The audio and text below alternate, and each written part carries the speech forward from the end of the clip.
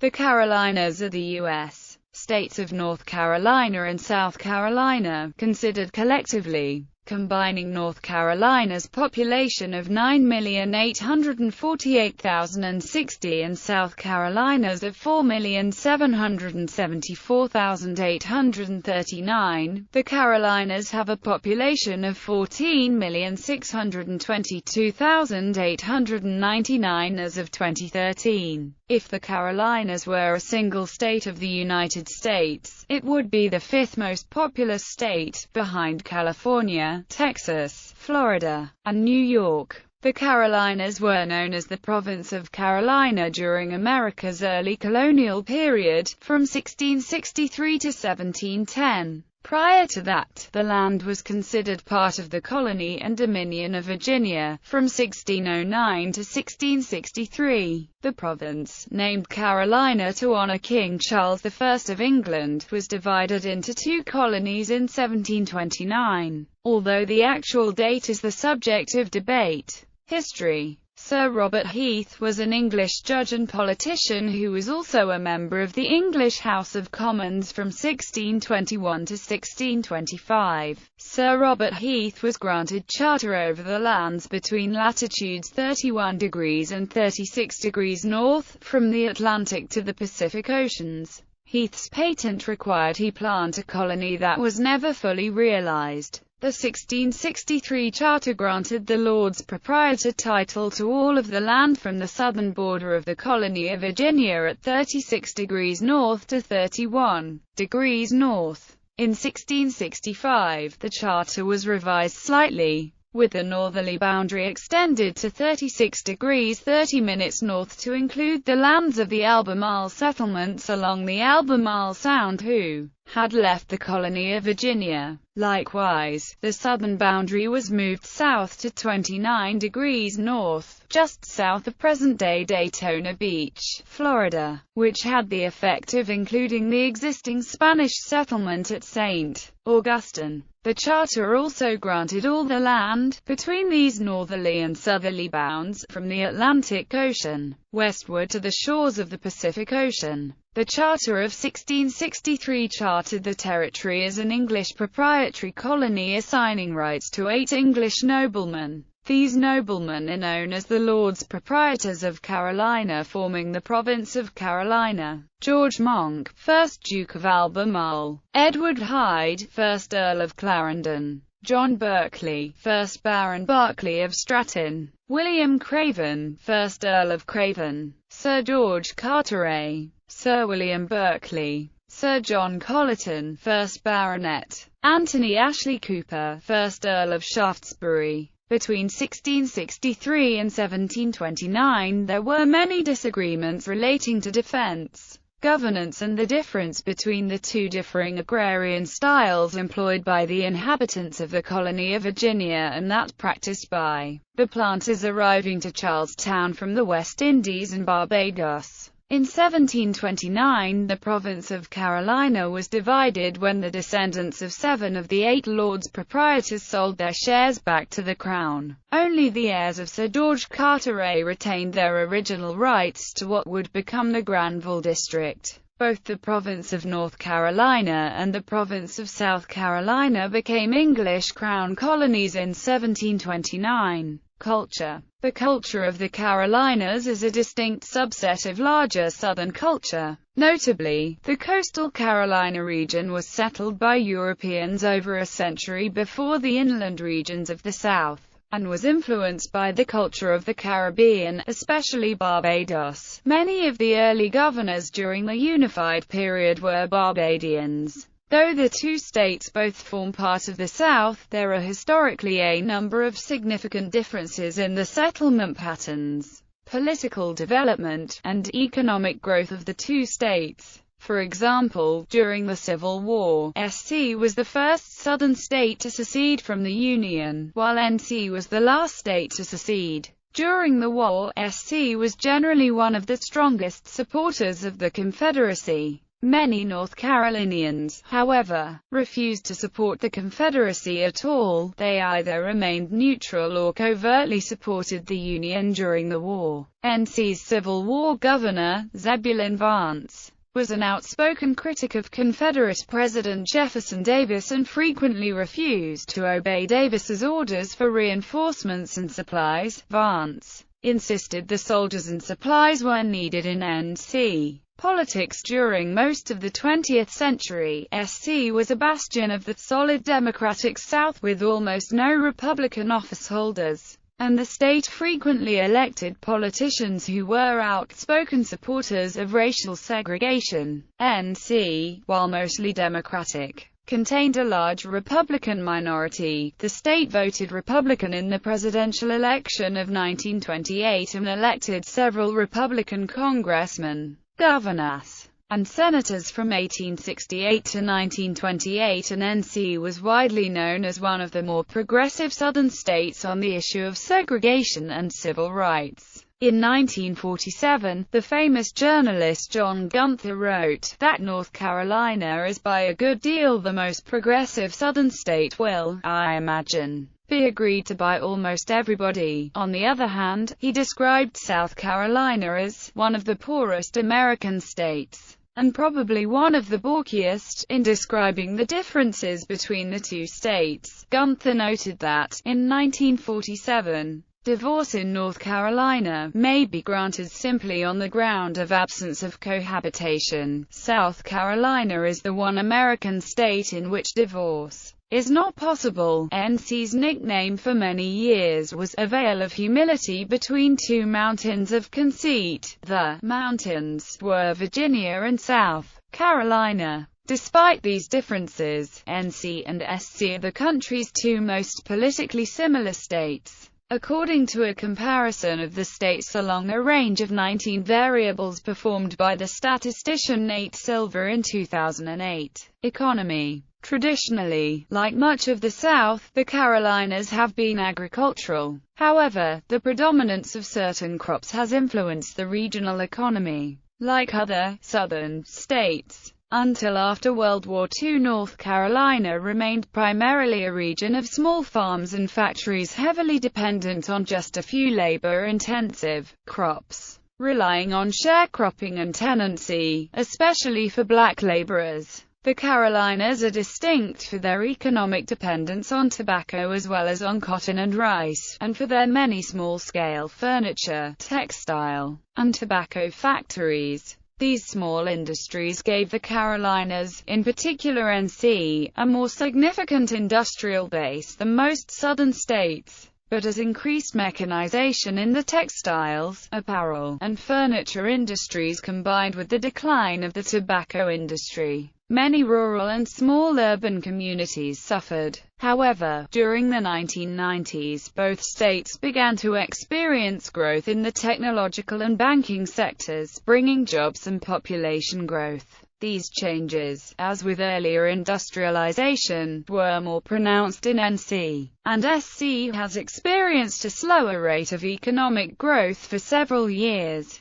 Professional sports. The Carolinas have 3 professional sports teams in the Big Four major leagues, supported by both states. The 3 teams are all based in NC, 2 in Charlotte and the 3rd in Raleigh. All of the sports teams are fairly recent additions. The oldest team, the NFL's Panthers, was established in 1995, while the youngest, the Hornets, was added to the NBA in 2004 as the Charlotte Bobcats. Although a prior NBA team also named the Hornets played in Charlotte from 1988 before leaving for New Orleans in 2002. The Bobcats were renamed the Hornets in May 2014, one season after the former New Orleans Hornets decided to rebrand themselves as the Pelicans. Of all the teams, the Hurricanes are the most successful, being the only team with a championship. The Carolinas are home to a number of NBA superstars, such as Chris Paul, James Worthy, John Wall, and Michael Jordan and Kevin Garnett,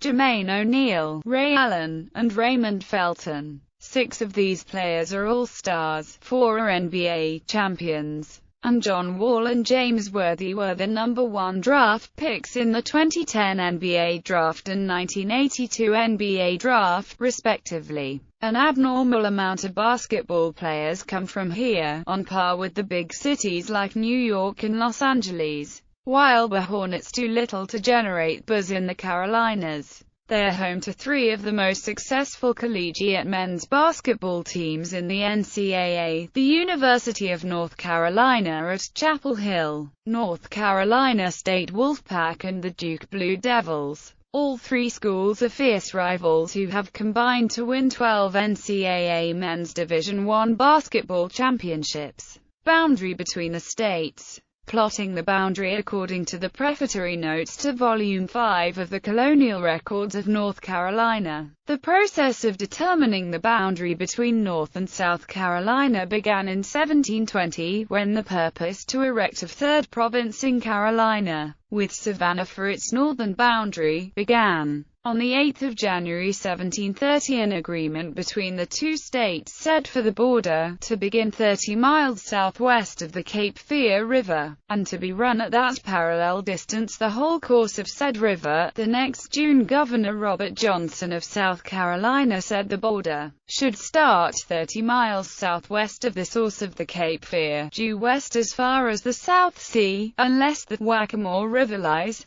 within 30 miles of the Cape Fear River, which would make the Waccamaw the boundary. North Carolina agreed to this until the discovery that the Cape Fear headwaters were very close to Virginia, which would not have permitted any extension on the part of North Carolina to the westward. In 1732, Governor George Burrington of North Carolina stated in Timothy's Southern Gazette that territory north of the Waccamaw was in North Carolina, to which Johnson replied that South Carolina claimed the land. Johnson also said that when the two met before the Board of Trade in London 2 years earlier, Burrington had insisted that the Waccamaw should be the boundary from its mouth to its head, while South Carolina agreed the border should be located 30 miles from the mouth, not the source. Johnson said this was only a mistake in wording it. Both Carolinas selected commissioners to survey the line between them. The plan called for the line to run northwest to 35 degrees latitude, unless the PD River was reached first, in which case it would run along the PD to 35 degrees north. Then the line would run west to Catawba town, though if the town were north of the line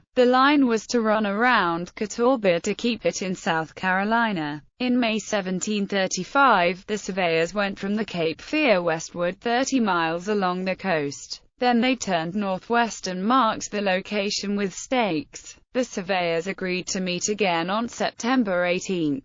However, only the North Carolina team returned at that time, extending the line northwest 70 miles. The South Carolina team arrived in October and only followed the previous line for 40 miles because they had not been paid. A deputy surveyor marked where the PD crossed the 35th parallel. An extension of the line in 1737 ran 22 miles to a stake in a meadow. However, the stake placed at the end point of the survey was 12 miles too far south. In 1764, a second extension ran 62 miles westward. In 1772, after making adjustments to keep the Catawba Indians in South Carolina, extended in a due west course from the confluence of the north and south forks of the Catawba River to Tryon Mountain. However, this extension was based on the erroneous position of the 1737 stake, removing 422,000 acres from South Carolina. Joseph Caldwell, president of the University of North Carolina at Chapel Hill, found that the line west of the PD did not run along the 35th parallel, but 12 miles to the south. However, the western part of the line ran far enough to the north to make up for the difference. West of this point, the border was shifted to run north of the 35th parallel so that the total areas of the states would return to what was intended. Although the accuracy of this part of the survey was marred by a magnetic anomaly in the Charlotte, North Carolina area, North Carolina did not agree to the line of 1772 until 1813. A 1905 survey determined the border between Scotland County, North Carolina and Marlborough County, South Carolina. A 1928 survey decided the border between Horry County, South Carolina and Brunswick and Columbus counties in North Carolina. Recent history: in the mid-1990s, Duke Energy determined that the border between the Carolinas needed to be resurveyed, as the company was selling and donating land in the Jockasee Gorge area, which included parts of both states.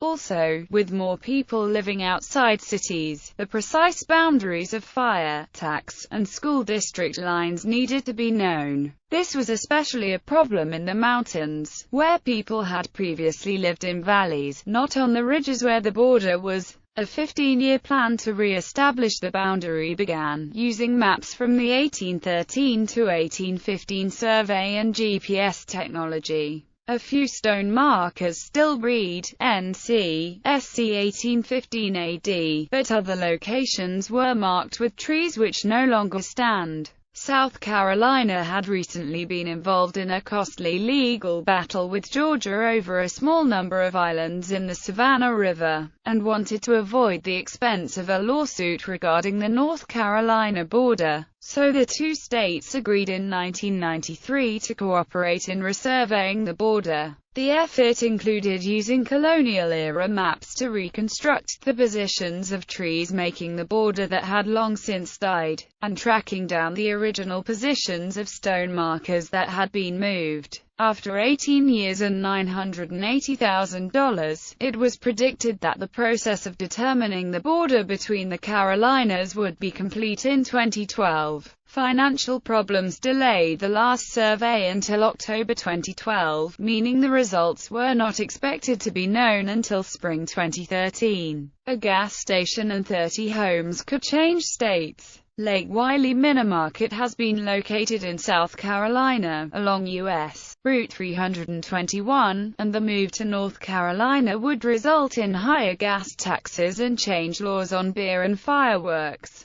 The state legislatures involved expect to pass laws alleviating the concerns those changing states would face. The Joint Boundary Commission met in February 2014 in Monroe, North Carolina to determine what actions still needed to be taken. The persons living in 50 homes that changed states would have to get driver's licenses and register to vote in their new states. Legislative action could allow people to keep utilities, avoid back taxes to the new state, and continue in the same schools. Lake Wylie Minimarket could be grandfathered, or Congress could change the defined border at the store's location, though the Commission intended to avoid such an action. As of August 2014, the states were expected to pass legislation to mitigate many of the negative impacts to affected landowners, cities,